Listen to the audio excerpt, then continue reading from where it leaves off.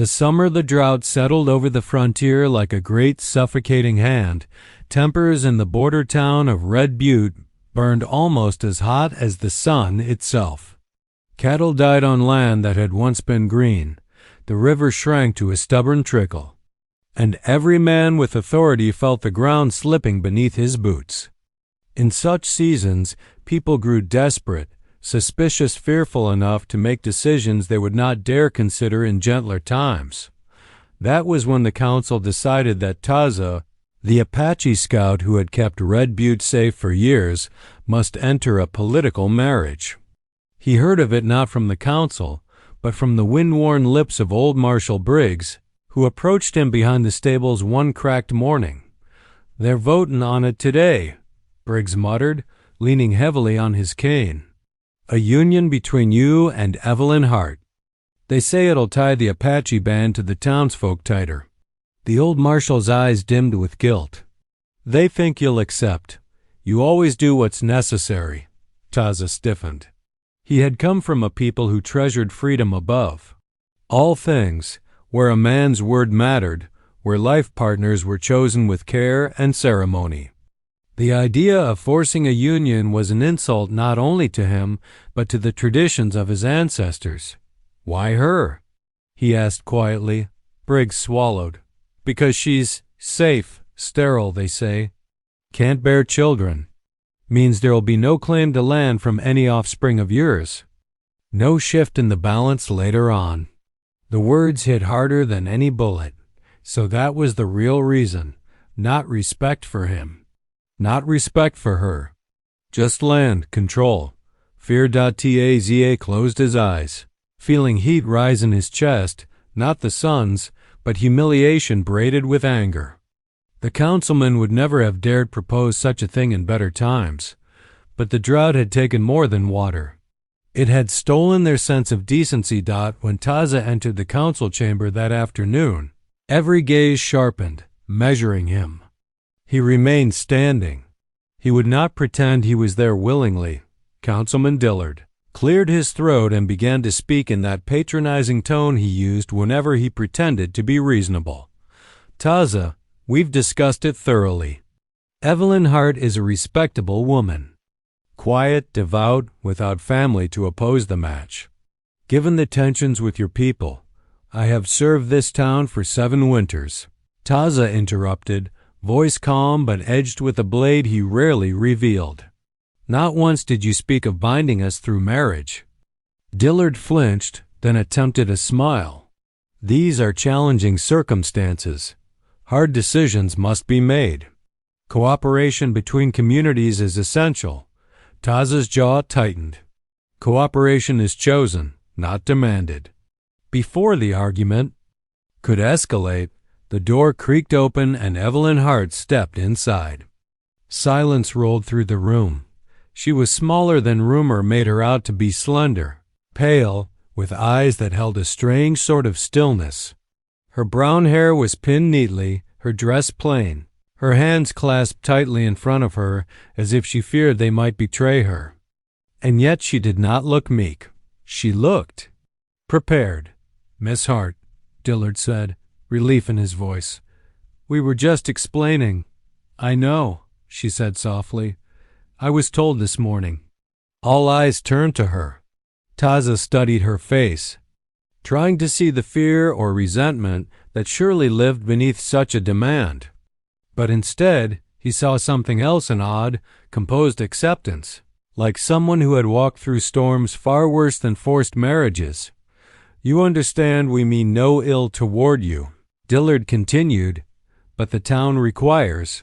"I agree," Evelyn said. The room froze. Dillard blinked. "You agree?" "Yes, I will marry him." The councilman looked stunned. Taza felt the ground shift beneath him, not from the forced decision, but from her unexpected readiness to bow to it. "Why?" he asked simply. Evelyn turned her eyes to him. They were calm, but not empty. There was a history there, one that did not belong to a timid spinster or helpless outcast. "Because it is what must be done," she answered, "and because I have nothing left to lose." The council exhaled in collective relief. They believed the matter settled, their crisis solved by the sacrifice of two individuals, but Taza, even as he nodded with controlled dignity, sensed that this woman, this quiet, sterile woman they thought so harmless, was carrying something far heavier than anyone realized. And whatever it was, her next move would not just surprise the council. It would shake the entire town to its core. The wedding took place the very next day, not out of joy or celebration, but out of urgency and politics. The council insisted. The town whispered, and neither Taza nor Evelyn fought the tide. It was a quiet ceremony held under the chapel's wooden beams, with no flowers, no music, and no smiles. If anything, the air was thick with a strange mixture of relief and unease, as though everyone sensed this union was less a joining of lives and more a bargain struck in desperation. Taza said the vows with his chin raised, steady and controlled. He would never humiliate himself by showing anger before a crowd. Evelyn, on the other hand, spoke her words calmly, her voice nearly a whisper but unwavering. She did not tremble, did not cry, did not show even a flicker of fear. When it was done, when the councilmen clapped each other on the back as if they had solved all of God's problems in one afternoon, Taza escorted his new wife to the cabin the town had assigned them, a small, lonely structure at the edge of Red Butte where the desert met the pines and where frontier nights could feel either peaceful or dangerously silent. The moment they stepped inside, Evelyn paused. Her eyes drifted over the simple wooden table, the narrow bed, the clay hearth, the single window that looked out across the desert. She absorbed it all without complaint. Then she turned and said, almost apologetically, "I'll only take the corner." "You deserve the space." "You deserve space as well," Taza replied, placing her small trunk gently near the wall. It was heavier than it looked, much heavier. "We will share the cabin." Her gaze flicked to the trunk as if worried he might open it. She stepped quickly between him and it, hands clasped so tightly the knuckles went white. "It's just clothes," she said too quickly. Taza raised a brow but said nothing. He would not start their uneasy marriage by interrogating her. His people, taught that trust could not be demanded, it had to rise naturally from how two individuals treated one another. Still, he noticed she positioned the trunk stubbornly out of his reach, and when she thought he wasn't looking, she knelt beside it, pressing her palm to the lock as though ensuring nothing had changed. Secrets, he thought. This woman carries storms inside her. He cooked beans and venison that evening, letting the crackle of the fire speak instead of words. Evelyn sat at the table with the poise of someone used to silence.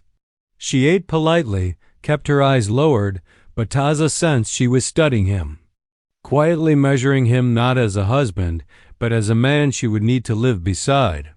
"Why did you agree so quickly?" he asked eventually. Her spoon paused mid-air. "Because refusing would have changed nothing. You could have left town."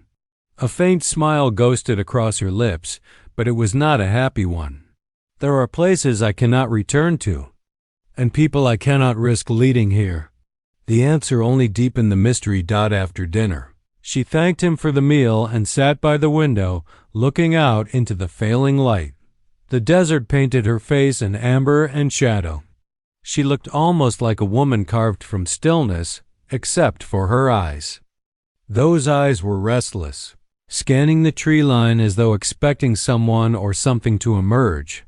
When night settled fully, Taza placed a pillow on the floor beside the bed. "You may take the bed," he said. "I will sleep here." Evelyn immediately shook her head. "No, you keep the bed. I'm fine on the floor. It is not our way to let a guest or a wife sleep on the ground." Something conflicted stirred behind her expression. Gratitude, perhaps, or discomfort at being treated with dignity when she clearly wasn't used to it. At last she sat on the edge of the mattress and whispered, "I don't know how to be someone's wife." "I will not ask you to be," he replied softly. not until you choose it." Her breath caught at his words, and for a moment, some of the frozen tension in her shoulders thawed. But later, long after she thought Taza was asleep, he watched her from half-lidded eyes as she knelt beside her trunk again. She slid a narrow hidden panel open and pulled out something metallic that glinted in the moonlight. Something she checked with practiced familiarity before hiding it again. A weapon, and not the kind a frontier woman carried. This quiet, sterile, supposedly harmless wife of town forced onto him. She was hiding a past steeped in danger. And Taza realized, with a slow churn of unease, that the council had no idea what kind of woman they had just bound to him. The first days of their cohabitation settled into a peculiar rhythm. The town's council and gossiping neighbors assumed that Taza's fury at being forced into this marriage would dominate every interaction. But they misjudged him. He was not a man prone to grand displays of anger. His defiance was quieter, steadier, like the desert wind that carved canyons over centuries. It was a defiance rooted in principle, not pride. Taza treated Evelyn with respect, careful, precise, unyielding in boundaries. He would not touch her without consent, would not speak in condescension, and never demanded she speak of her past. In return, Evelyn remained silent in many matters, observing, calculating, guarding herself. Their cabin, small as it was, became a space of mutual caution rather than hostility, a fragile truce born of unspoken understanding. The townsfolk were scandalized. They had expected shouting, resentment, rebellion, anything but quiet civility. Old Briggs whispered to a neighbor as he passed the cabin one evening, "I don't know what kind of woman she is, but Taza's patience. It's like a river running through stone. And she doesn't flinch." Even the Apache elders, who had watched Taza grow from boy to respected scout, shook their heads in disbelief. Marriages were usually tests of endurance, storms that revealed character. This was something different. Despite the calm exterior, Taza's mind churned.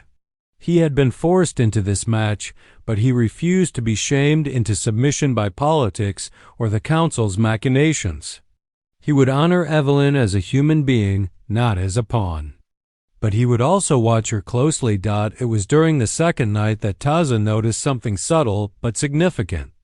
Evelyn did not sleep restlessly, nor did she pace like a woman haunted by fear. Instead, she moved with careful, deliberate gestures, checking the locks on doors, examining the hearth, and then sitting for hours staring into the fire. Her eyes reflected a quiet intelligence, a capacity for calculation that was unnerving yet oddly admirable. He realized that while the council believed her to be fragile, she possessed an inner discipline far stronger than their assumptions allowed. Taza found himself respecting this more than he cared to admit. And yet, he remained vigilant. This was not trust born of familiarity, it was observation. A way to ensure that the woman bound to him by politics could not bring danger into his home or his people's lives. One afternoon, Taza returned from scouting the nearby ridges to find Evelyn repairing the cabin's small fence, her hands calloused and precise. She worked quietly, humming a tune so soft it was almost lost in the wind. Her determination was understated but resolute. "You know," Taza said, leaning on the doorway frame, "most people would have hired someone to do that." She looked up, eyes meeting his with an intensity that startled him. "Most people don't have to survive the kind of winters I've survived. And most people haven't had the choice to ignore what must be done." There was a weight to her words, one that carried both warning and admiration. Taza realized that her calm acceptance of the forced marriage was not resignation, it was strategy. Evelyn Hart had survived far more than anyone in this town could imagine. And she had done it by observing, by calculating, by knowing exactly when to act and when to wait. That evening, they shared a meal in silence. Taza noticed that Evelyn was no longer avoiding him entirely. She glanced at him from time to time, as if testing his reactions, reading him as he had been reading her. He said nothing, only acknowledged her presence with quiet attention. For the first time, the boundary between obligation and choice began to blur. Taza still resented being forced into the marriage, but he could not deny the respect that grew quietly in his chest. This was no ordinary woman, and she would not bend like the council expected Dot and in that small cabin on the edge of Red Butte. Taza realized something both exhilarating and dangerous. The woman he had been forced to marry might very well change everything: his understanding of honor, his patience, and perhaps even the hardened rules of his own heart. The quiet defiance of the Apache man and the silent strength of the woman he had been forced to marry began to form an unspoken alliance. Neither spoke of love, desire, or trust, but each could sense that the other was no longer entirely predictable. And that unpredictability carried both threat and promise. For now, the cabin remained calm, but both Taza and Evelyn knew that peace was only temporary. Outside, the desert and the town waited, and the storms of expectation and danger were gathering ready to test the boundaries of their forced union. The first real test of their fragile alliance arrived on a night that began like any other. The wind had shifted from the east, carrying with it the dry, acrid scent of the desert. Taza had returned from his scouting route, tired but alert. When a scream pierced the quiet of Red Butte, instinct propelled him faster than thought. The stable was ablaze. Flames licked the wooden beams, sending sparks skyward like a shower of red stars. Horses whinnied in terror, pounding hooves against stalls, while the heat warped the air into shimmering waves. The entire town seemed frozen in disbelief as Taza sprinted toward the inferno, his boots kicking up dust, and then he saw her. Evelyn Hart. She had already passed through the crowd, moving toward the stable with a determination that defied her delicate appearance. She carried no rope, no fire tools, nothing but her hands and her nerve. People shouted at her to retreat, but she ignored them. Taza felt a strange mix of admiration and concern. "Evelyn," he called, but she did not turn. By the time he reached the building, she was inside. The flames hungrily consumed the dry hay, and smoke choked the air, curling into black fingers that clawed at the sky. Taza inhaled cautiously, calculating the risks. He could see her moving swiftly through the fire, dragging a boy no older than 14 from a corner where a falling beam had trapped him. The crowd gasped collectively. Many had believed her fragile, incapable of anything more than quiet compliance. Yet here she was, running headlong into danger. Taza pushed past the doorway, careful not to startle her, and assessed the situation. The boy was frightened, coughing, clinging to her side. Evelyn barked sharp instructions, guiding him over debris, under fallen beams, and finally out into the safety of the cool desert night. It was then that Taza noticed the precision in her movements, the way she shifted her weight, how she navigated the burning stable as if she had practiced for moments like this. Every step was deliberate, controlled. There was no hesitation. Once the boy was safe, she turned toward the remaining horses, trying to calm them, guiding them toward the corral with a quiet authority that silenced their panic. Taza, meanwhile, helped barricade a collapsing wall with a broken stall door, preventing the fire from spreading further. When the last horse was safe, Evelyn emerged, soot-covered, hair loose around her shoulders, her eyes blazing in the reflection of the flames. She looked exhausted, but unbroken. Taza met her gaze. There was something in her look, a silent acknowledgement that she had anticipated danger, and that she had mastered it. "Why? Why didn't you wait for me?" he asked, voice rough from smoke and awe. She swallowed, coughing slightly, but her composure returned in an instant. "Because someone had to act," she said. "Waiting would have killed him." She gestured toward the boy who clung nervously to a nearby townsperson. "And waiting is not my way." Taza felt a rush of understanding. The council had thought they were forcing a fragile, compliant woman into a powerless marriage. But they had misjudged her entirely. Evelyn Hart was not fragile. She was formidable, capable of courage that most men and certainly most women in Red Butte would never attempt at as the fire was finally brought under control. The townspeople whispered among themselves. Some offered hesitant praise. Others averted their eyes, ashamed of their assumptions. Taza stood beside Evelyn, breathing heavily, watching the smoke curl into the night. "You didn't tell anyone," he said quietly. "No," she admitted. "It's not my habit to advertise my past or my skills." Her voice was calm, but it carried a sharp edge, a hint that her quiet acceptance of the forced marriage had never been about submission. For the first time, Taza saw her not as a burden or a pawn, but as an equal a partner in the unpredictable, harsh world they both inhabited. That night, the fire left more than scorched wood behind. It left a revelation. Evelyn Hart was far more than anyone in Red Butte had imagined. And Taza realized with a cautious thrill that the woman he had been forced to marry was a force he could neither ignore nor control. Outside, the desert wind continued to blow, carrying the scent of smoke and sage. Inside the cabin, the quiet that followed was no longer just uneasy, it was charged, like the calm before a storm.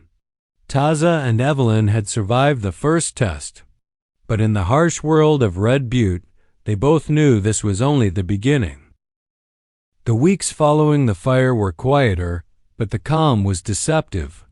Taza and Evelyn returned to their uneasy routine, the bond forged that night lingering in subtle glances and careful gestures.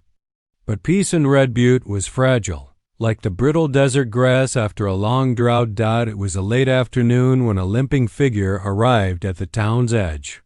His coat was torn, his hat slouched over one eye, and his boot left dragging marks in the dry earth. Word spread quickly. A man claiming to know Evelyn Hart had appeared, and the entire town turned to Gawk.Taza, sensing trouble, moved toward the newcomer with quiet caution. Evelyn, watching from the cabin window, didn't flinch.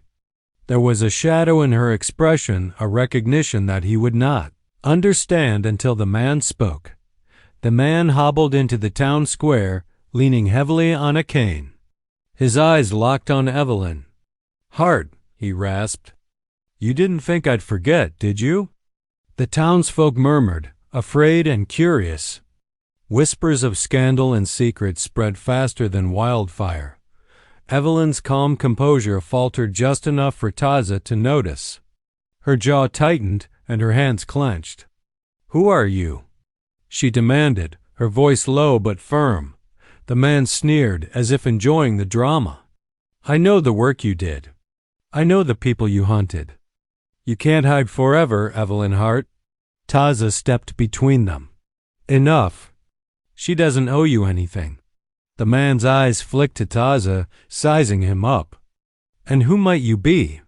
"Her husband," Taza replied evenly, though his pulse quickened. "And you'll leave her alone." Evelyn's voice cut through the tension. "He doesn't understand." "And he won't." Taza's brow furrowed. She turned to him, eyes sharp and unreadable. "You need to know the truth," she said. "I wasn't the woman you were told I am. I wasn't helpless.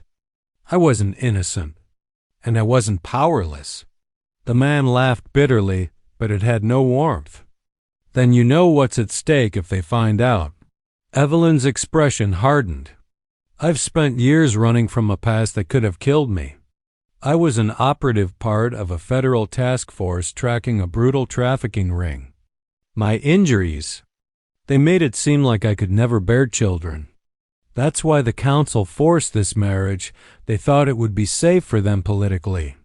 They never considered that my past wasn't over." The crowd gasped. The whispers became mutters, then shouts. They had assumed her fragility, her sterility, her silence all signs of weakness. Instead, she had been trained to survive, to fight, and to outwit the most dangerous men in the territory.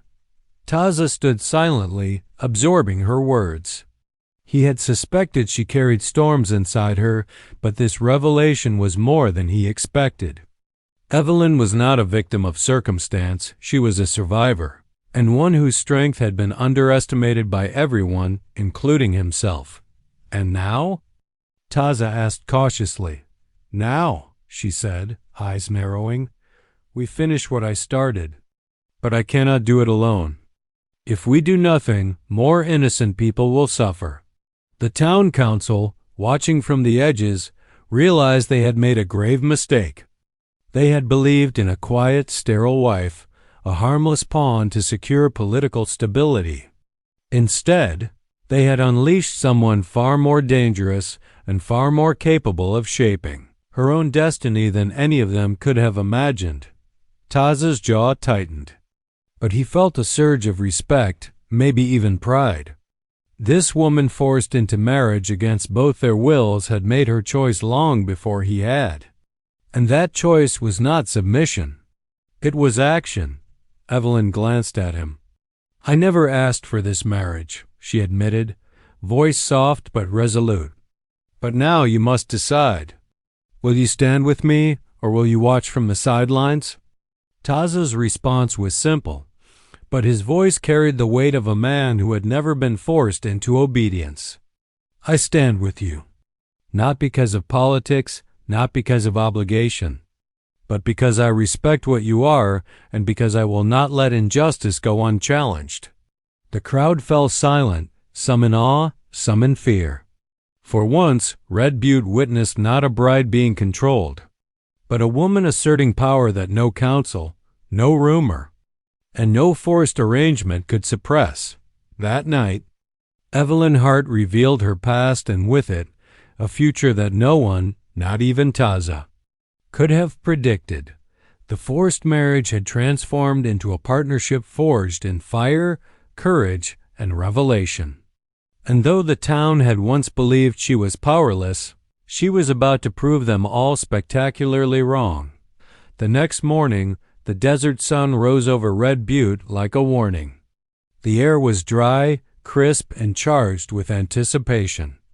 Taza and Evelyn had no time to linger in the aftermath of the fire, and revelation, the trafficking ring Evelyn had once pursued, was still out there, lurking in the canyons beyond the town. Evelyn moved with a purpose that startled even Taza. Gone was the quiet, restrained demeanor the town had mistaken for fear. She was alert, calculating, scanning the terrain like a hawk before a strike. Taza had long since learned that under her calm exterior lay steel, a resolve forged by years of survival, training, and missions most townsfolk could never imagine. I'll not let them escape again, she said quietly, strapping a weathered revolver to her belt.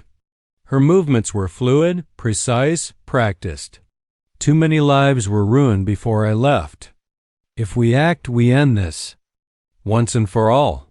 Taza nodded, feeling the weight of responsibility and a rising admiration. Then we do it together. But we must be careful. They know this land better than we do, and they won't hesitate. They rode out on horseback at first light, the desert stretching before them in long, golden waves. The canyons loomed like jagged teeth, shadows hiding potential ambushes.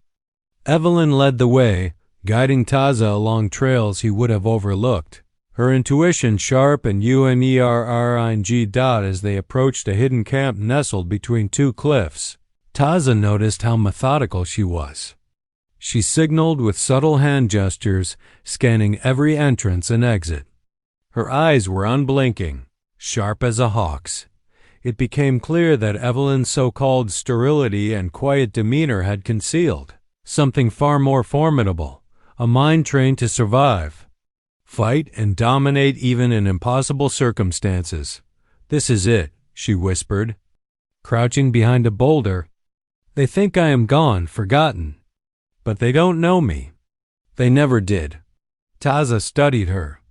He had faced hostile tribes, bandits, and harsh winters, but this level of focus and fearlessness was unlike anything he had seen. He realized with a mixture of pride and caution that the woman forced upon him by the council was no longer merely a wife.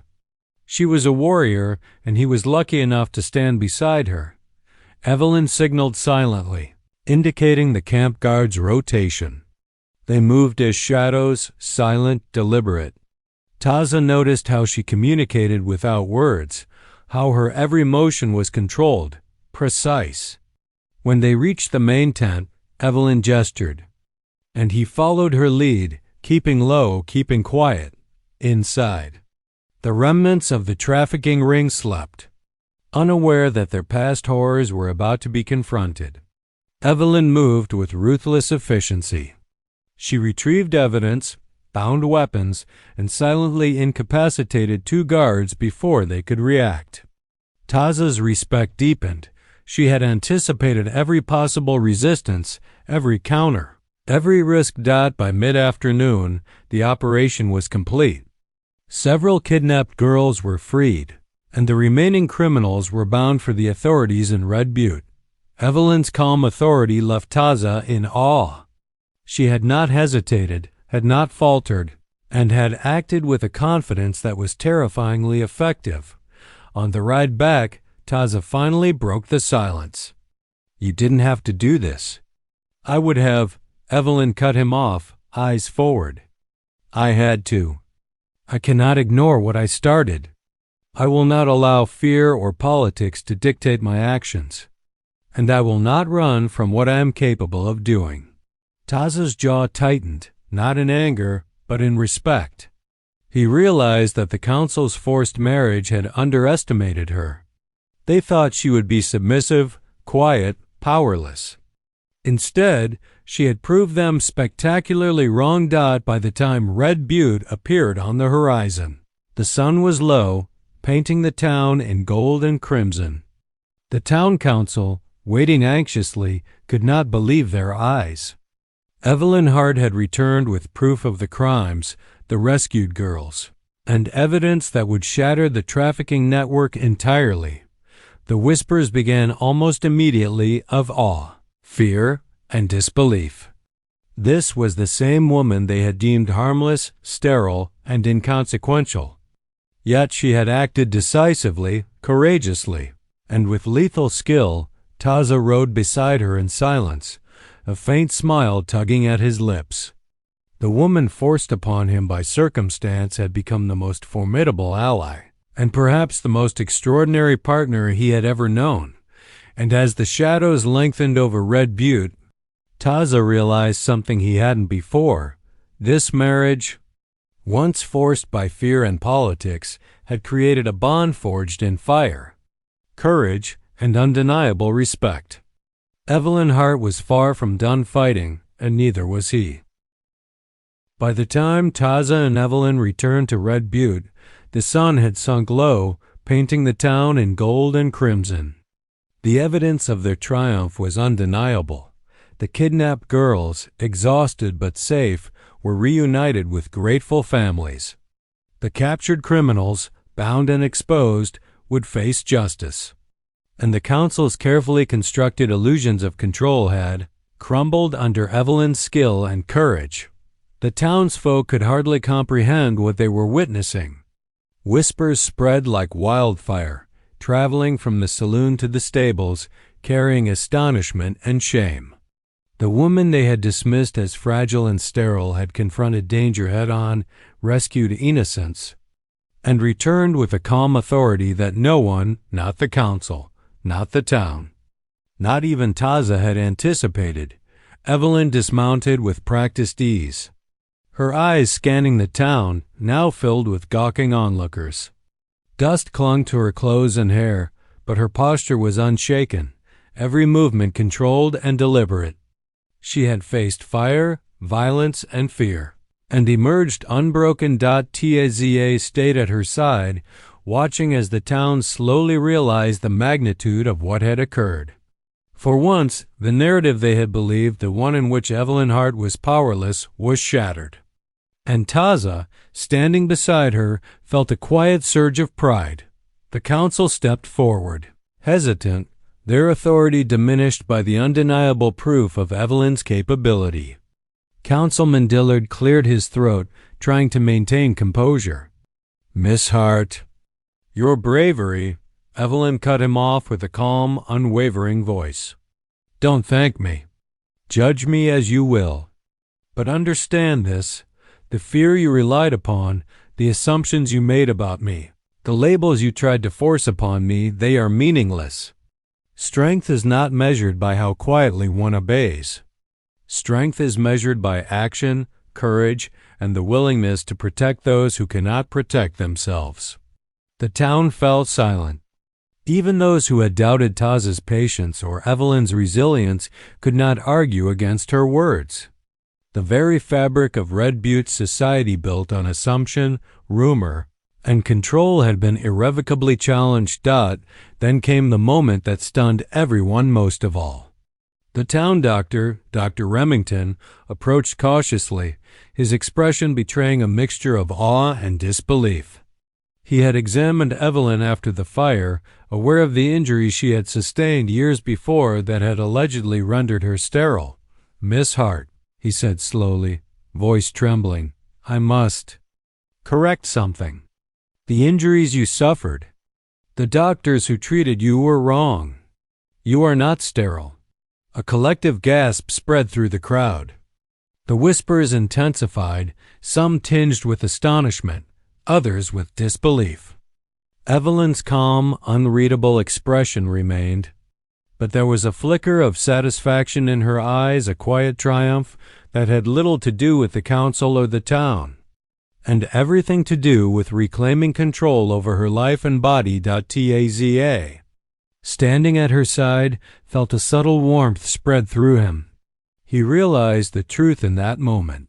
This marriage, once forced upon them both, had transformed into something far greater. It was no longer about politics, fear, or control. It was about respect, shared experience, and choice. Evelyn looked at him, her gaze steady. "I didn't expect to find this acceptance, respect, even partnership," she admitted quietly. "I only knew I had to survive to finish what I started." "You've done more than survive," Taza said, his voice low but firm. "You've changed this town, and in doing so, you've changed everything for us." A faint, almost imperceptible smile touched her lips. "Perhaps," she said softly, "perhaps the council underestimated the wrong woman." As the sun dipped below the horizon, Red Butte began to settle into an uneasy peace, forever altered by the courage of one woman and the quiet defiance of one Apache man. The townsfolk would talk of this day for years to come, not as a story of a forced marriage, but as the day a sterile, quiet woman proved her strength, challenged the assumptions of every man and woman who doubted her, and reshaped the rules of power in the town. Taza and Evelyn remained side by side, a partnership forged in fire, courage, and shared experience. What had begun as a forced union had blossomed into a bond defined not by obligation, but by choice, respect, and the undeniable proof of what each could achieve when standing together. The town, the council, and even the skeptics had no choice but to recognize it. A victory had been achieved, one that would change Red Butte forever. The days following their victory were quieter, but no less profound. Red Butte had survived the fire, the criminal threat, and the council's political manipulations. Yet amid the calm, Taza and Evelyn were left with something far more personal, the question of what their marriage truly meant. The townsfolk still whispered in amazement, some in awe, some in shame. A woman they had thought fragile had proven herself capable of feats that would define legends in the frontier town. And Taza, the stoic Apache scout, had stood beside her not as a master or protector, but as an equal, silently acknowledging her skill, courage, and determination. Evelyn and Taza returned to their cabin one evening, the desert sky painted in bruised purples and fiery oranges. For the first time in weeks, neither felt compelled to speak immediately. They moved with the ease of people who had faced danger together, who had saved lives side by side, and who had survived tests that would have broken most couples before they even began. Finally, Evelyn broke the silence. "I never wanted this marriage," she said softly, looking out over the desert. "I agreed, because it was necessary, because it kept me safe, or at least safer than running alone. But I never expected." She trailed off, unsure if she should admit what she felt. Taza studied her, his expression calm but attentive. "Expected what?" He asked gently. "That I might respect you, and that I might choose to stay." Taza's jaw tightened slightly, a faint smile tugging at the corner of his mouth. "I never wanted a forced marriage either," he admitted. "I wanted choice, respect, understanding, and yet, here we are, bound by circumstance, but not by force." Evelyn turned to him fully, her eyes reflecting the twilight. "Then, I choose you, Taza, not because the council demanded it, not because the town expected it, not because of duty, but because I see who you are, and I see what we can be together." Taza felt a rare warmth fill his chest, one not born of anger, duty, or obligation, but of genuine admiration and growing affection. "Then I choose you as well," he said quietly. "Not because anyone told me to, not because of politics or appearances, but because I respect you, because I trust you, because I want you by my side." They moved closer, the tension and weariness of the past weeks giving way to a quiet intimacy. No words were needed beyond their choice. No declarations of love were required to affirm the bond they had forged in fire, danger, and shared experience. Evelyn's hand brushed against his, tentative at first, then firm. Taza responded with the same careful strength, and in that simple touch lay the unspoken promise that had been absent in the marriage's earliest days: partnership, respect, equality, and, eventually, love. That night, as the stars glittered above the desert, the couple sat together outside the cabin. The wind carried the faint scent of sage and smoke from the previous fire, reminders of the trials they had endured. But it also carried hope. Red Butte might still whisper about forced marriages and political maneuverings, but those whispers no longer held power over them. "I never thought," Evelyn began, voice soft, "that a marriage could feel like this." "Like what?" Taza asked. "Like a choice," she replied, eyes fixed on his. "Like it belongs to me as much as it belongs to you. Like it's ours, not theirs." Taza nodded, feeling the weight of the truth in her words. "Then we will protect it, together, against anyone who would try to take it from us or define it for us." For the first time, Evelyn smiled, not the faint, cautious smile she had worn in the council chamber, but a genuine, unguarded expression of relief, trust, and quiet joy. Taza allowed himself a small grin in return, feeling the burdens of forced obligation dissolve under the simple power of mutual respect. The town could talk, whisper, speculate all it wanted. The council could fume or fumble with their authority. But Taza and Evelyn knew the truth. Their marriage was no longer a political tool or a forced arrangement.